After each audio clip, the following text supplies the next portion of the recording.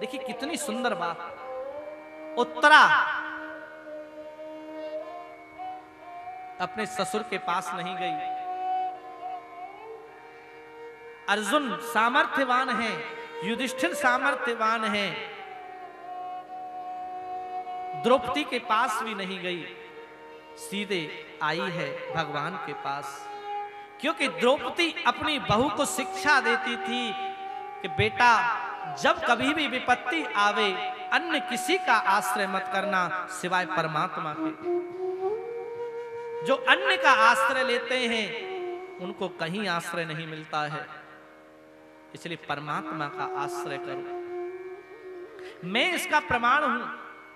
जब बड़ी सभा में मेरे पति जुआ हार गए और मुझको निर्वस्त्र करने के लिए ये दुशासन तैयार हो गया था, मैंने सोचा ये बूढ़े बूढ़े द्रोणाचार्य भीष्म पितामह इत्यादि हैं यहाँ, ये मुझे निर्वस्त्र नहीं होने देंगे। लेकिन वो भी सिर लटका करके देखते रहे।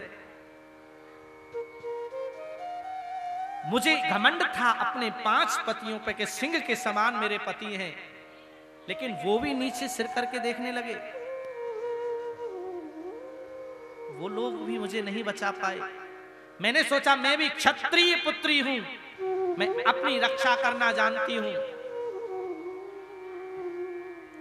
क्या हिम्मत दुशासन की मुझे निर्वस्त्र कर सके। लेकिन धक्का देकर के मुझे गिरा दिया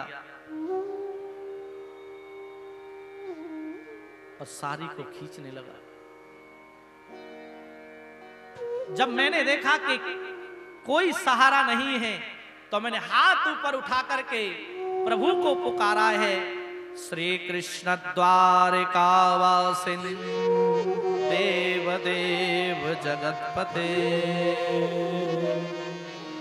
हे द्वारिकावासी द्वारिकाधीश कृष्ण, ये तुम्हारी दासी यहां भरी सभा में उसका इतना अपमान हो रहा है और तुम न जाने कहां छिप करके बैठे हो। बस भगवान यही चाहते हैं कि सब प्रकार का अभिमान को त्याग के, धन का, बल का, सगे संबंधी का, सबका अभिमान को त्याग करके, सबके सहारे को त्याग करके, क्योंकि उसको बल, धन और जो संबंधी दिए वो मैंने ही तो दिए हैं और मुझे ही भूल करके तुम उन पर भरोसा करते हो तो जाओ। और भगवान चाहते हैं कि ये सब को अलग हटा करके और हाथ उठा करके सरेंडर हो जाए कि मैं तेरी शरण में हूं और मेरी रक्षा करो। तो क्या हुआ मालूम है? वासनाद वासुदेवस्य वासितम भुवनत्रयम्। भगवान वस्त्र का रूप लेकर के आ गए तो शासन की भुजाएं थकित हो गईं, थक गया दुशासन, लेकिन द्रौपदी को निर्वस्त्र नहीं कर सका। इसलिए परमात्मा की ये वस्त्र भगवान का स्वरूप है। भगवान को यदि माथे पर रखेंगे, हृदय में रखेंगे हरि को, तो हमारी लाज बची रहेगी। और जब हम हृदय से हरि को निकाल देंगे तो हमारी लाज चली जाएगी, इज्जत चली जाएगी। इज्जत यदि बनेगी तो हमारी परमात्मा के नाम से। दौड़ी दौड़ी आई है उत्तरा भगवान की शरण में।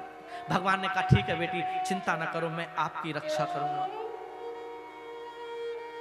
सूक्ष्म रूप लेकर के उत्तरा के गर्भ में प्रवेश कर गए और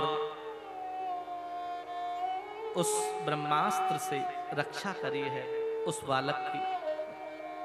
और एक रूप से बाहर से पूछ रहे हैं, बेटी अब कैसा महसूस कर रही हो? उत्तरा ने कहा हाँ, अब अच्छा लग रहा है, अच्छा महसूस कर रही हूं।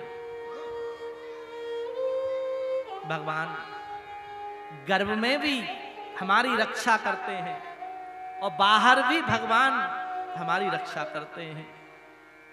फर्क बस इतना है कि गर्भ में हमें 7 जन्म की बात याद आती है कि एह संसारे खल दुस्तारे कृपया पारे पाहि मुरारे। हे गोविंद, मुझे इस दुस्तर असार संसार से बाहर निकाल।